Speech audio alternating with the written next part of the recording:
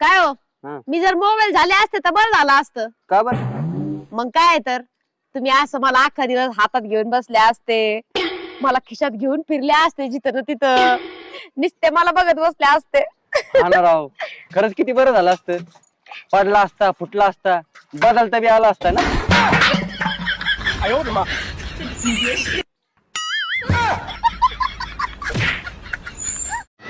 लावालावी करायची असेल ना तर झाडांची करा, माणसांची नको.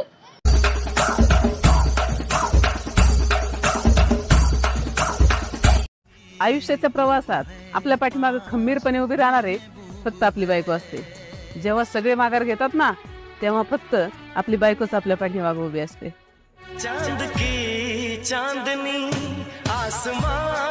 लोक गमवायला कधीच घाबरू नका, कारण जाणाऱ्याला निमित्त लागतं आणि साथ देणाऱ्याला इच्छा लागते. बिछड़े तो जी ना पाएंगे, बिछड़े तो. जीव लावणारा नवरा भेटायला सुद्धा नशीबच लागतं, कारण जीव लावणारा नवरा भेटल्यावरती बायकोच्या चेहऱ्यावरती एक वेगळंच हसू असतं.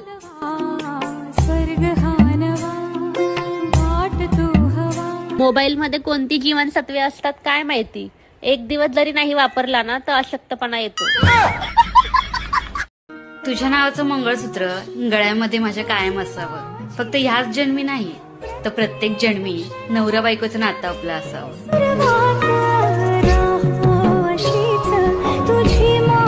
कधीही ज्यांना घासातला घास दिला ते आज बेईमान झाले आणि तुम्ही म्हणता मिळून मिसळून राहा, मग प्रेम वाढतं. कसं शक्य आहे?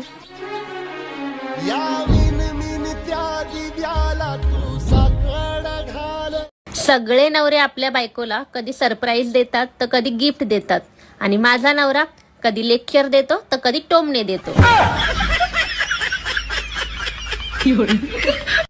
आयुष्यातली वाईट वेळ आज ना उद्या निघून जाते, पण बदललेली माणसं मात्र आयुष्यभर लक्षात राहतात.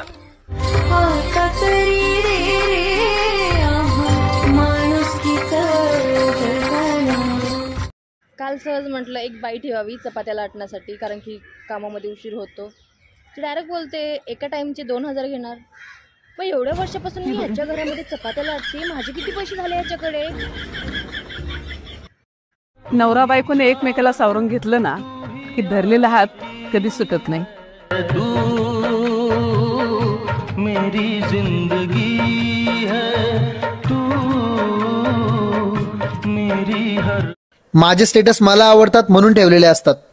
उगाच रिकामटेकडे शास्त्रज्ञांनी शोध लावत बसू नये.